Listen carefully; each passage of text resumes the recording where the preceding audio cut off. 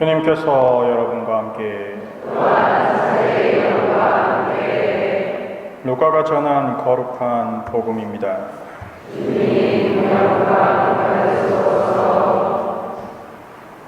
그때 예수님께서 어떤 마을에 들어가셨다.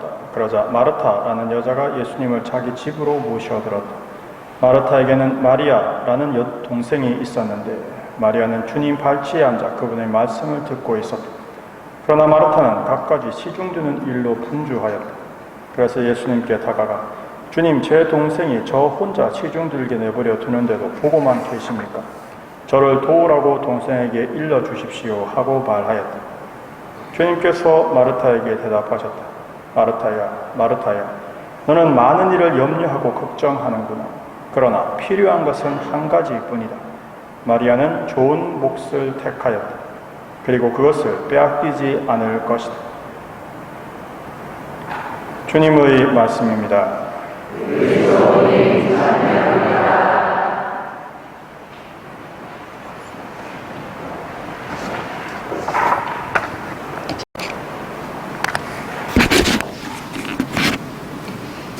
오늘 우리 복음 말씀은 잘 아시는 마르타와 마리아 이야기입니다. 많은 일을 염려하고 걱정하지만 정작 필요한 것은 한 가지뿐이고 따라서 우리도 그 한 가지 좋은 몫을 선택해야 하겠습니다. 그렇다면 이 좋은 몫은 무엇이고 어떻게 해야 선택할 수 있을까요? 우리는 이 기준을 과거에서 찾아봐야 합니다. 항상 그렇듯이 지금의 선택은 지금 알 수가 없기 때문이죠. 따라서 과거의 선택들이 지금 나의 선택이 어떤 결과를 낳을지, 좋은 몫이 될지를 알려주고 있게 됩니다.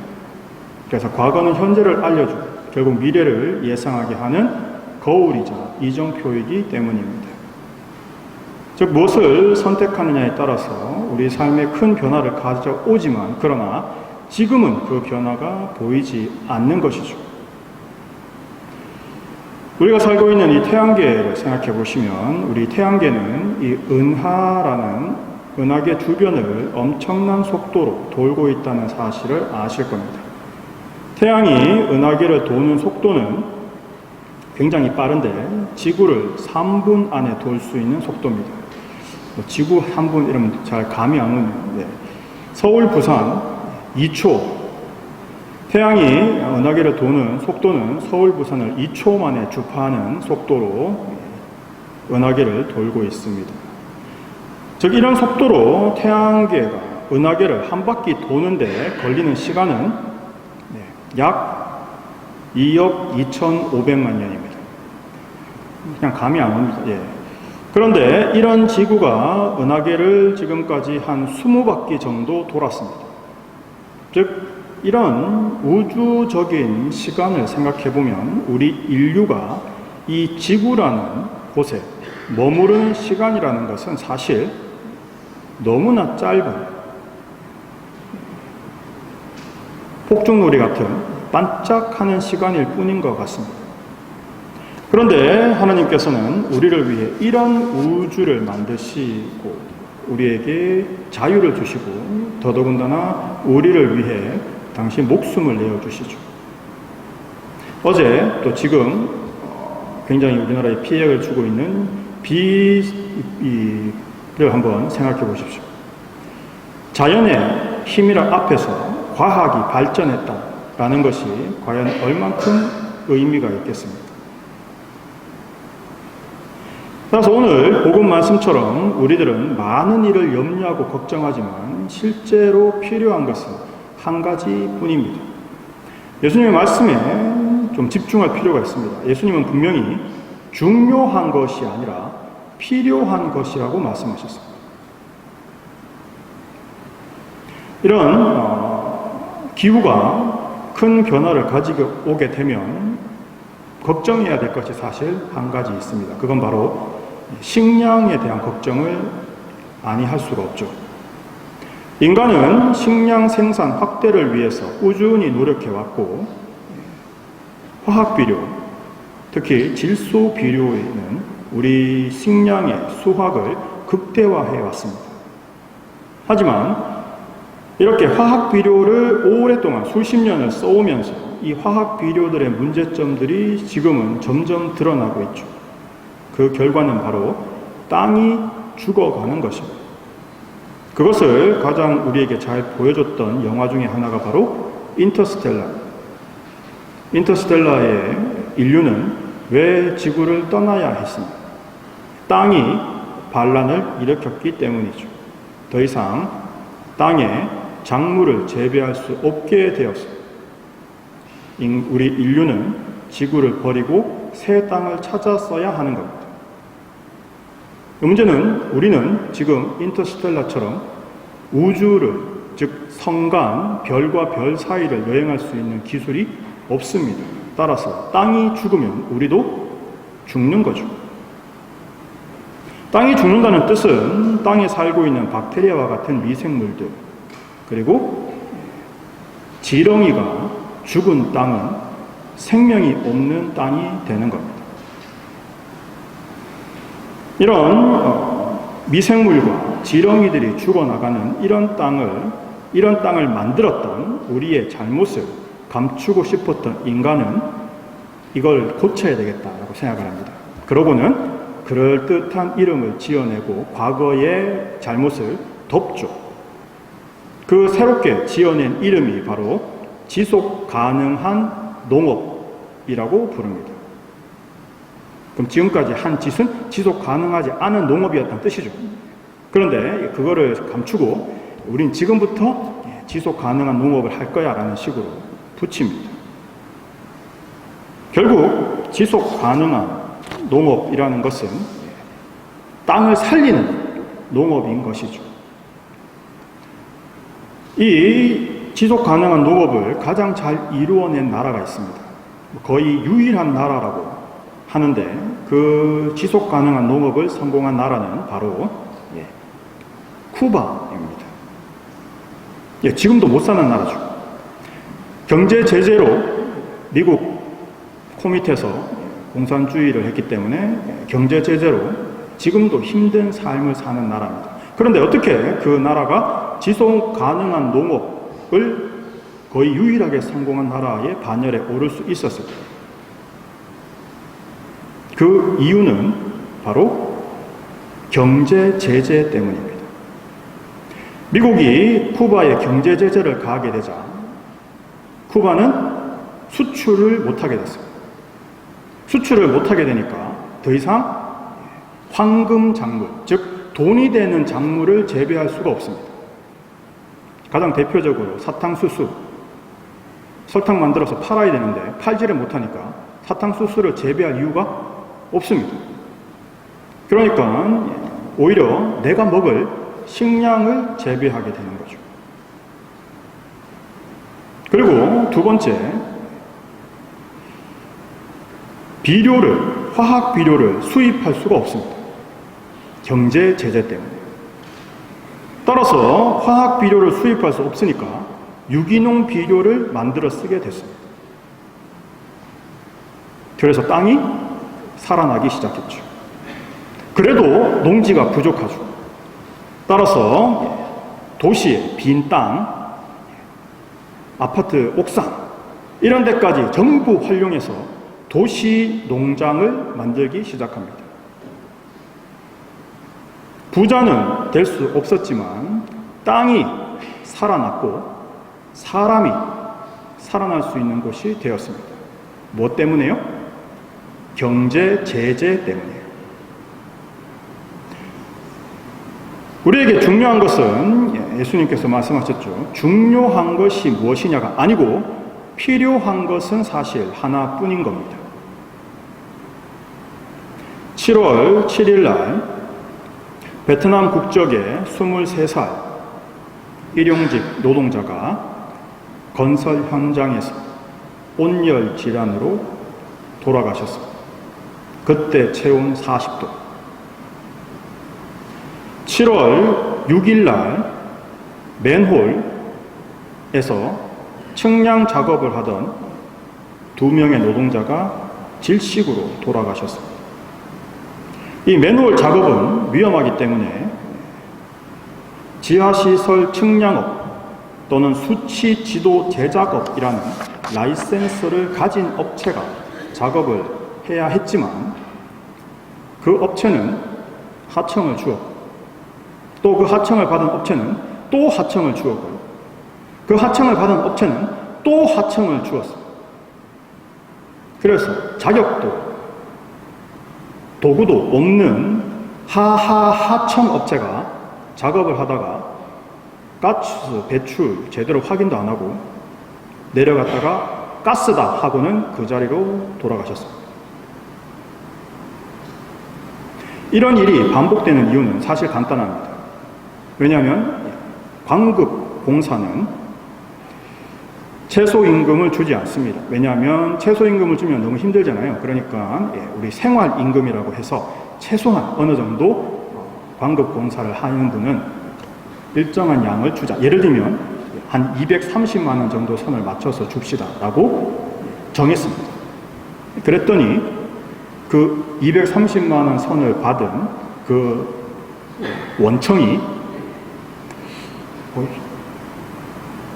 이거 230만 원 우리가 받으면 최저임금은 130 정도니까 하청을 주면 나는 일 안 하고 100만 원을 먹을 수 있는 거죠.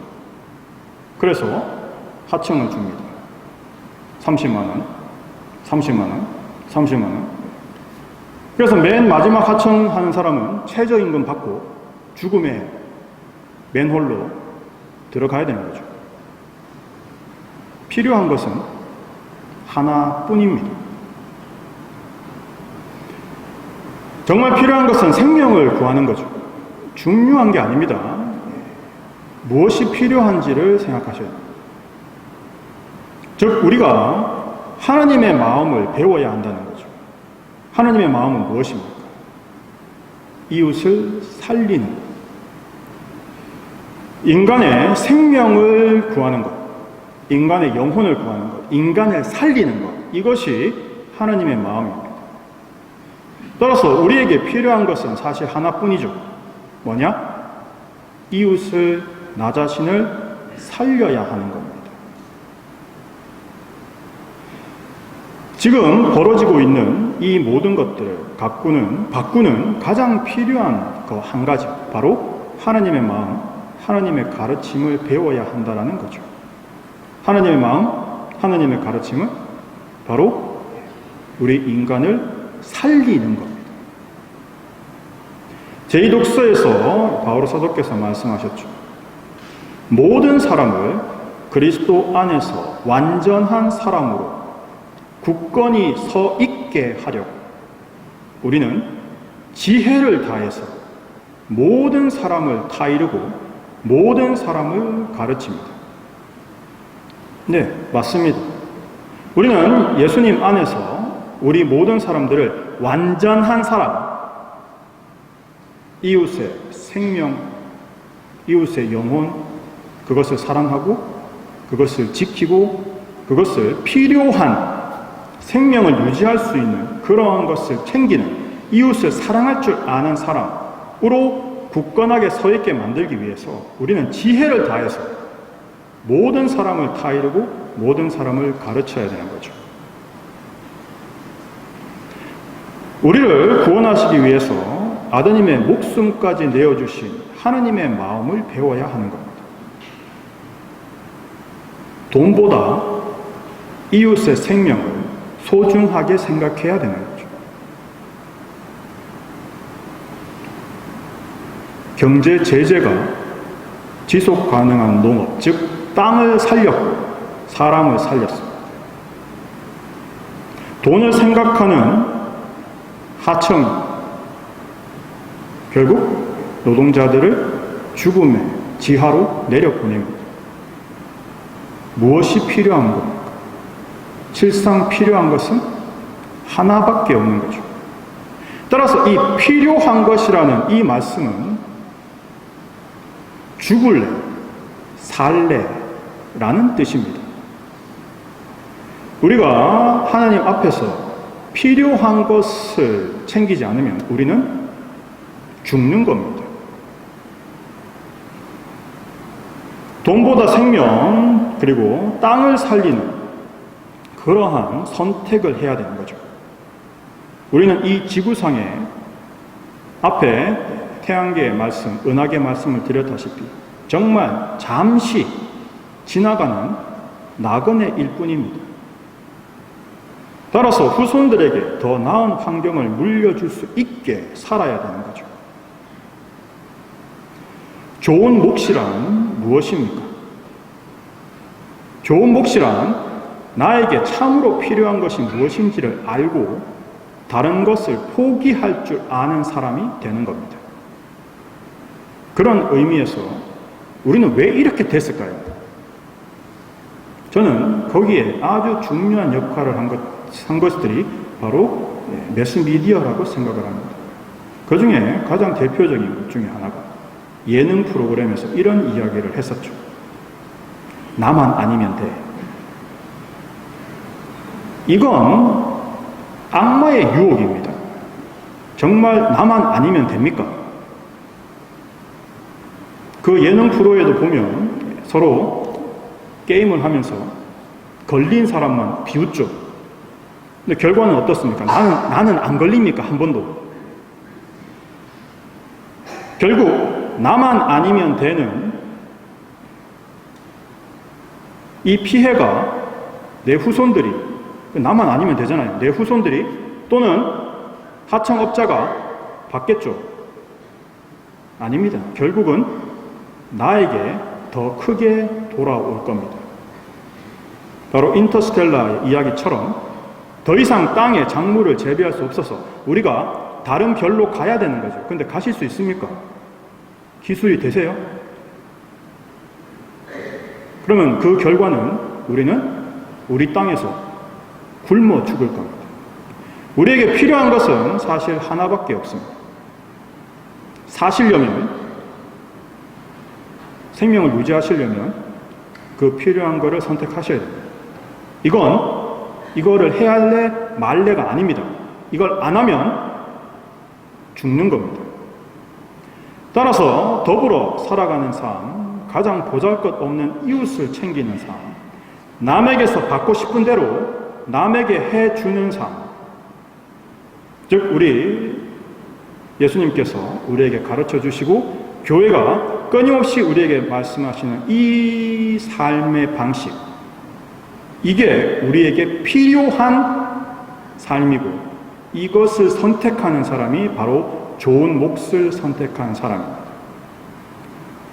그것을 하느님께서 증명해 주시고 예수님께서 보여주셨으며 성모님과 모든 성인들이 그 삶으로 우리에게 좋은 몫을 택한 삶이 어떠한 결과를 낳는지를 보여주고 계십니다. 이것이 진정한 좋은 몫이죠.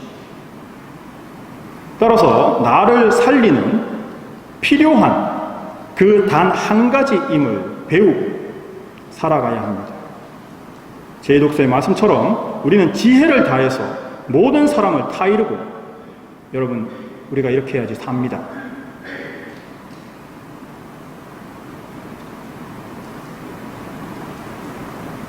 그리고 가르쳐야 됩니다. 이렇게 해야지 우리가 살 수 있습니다. 우리가 지금 배우지 못하면요, 결국 나중에 강제로 배우게 되실 겁니다. 그때는 상당히 힘들죠. 쿠바가 그랬듯이요. 따라서 하느님께서 우리에게 사랑으로 이 진리를 가르쳐 주실 때 배우고 익혀서 살아갑시다. 그것이 내가 사는 길입니다. 아멘.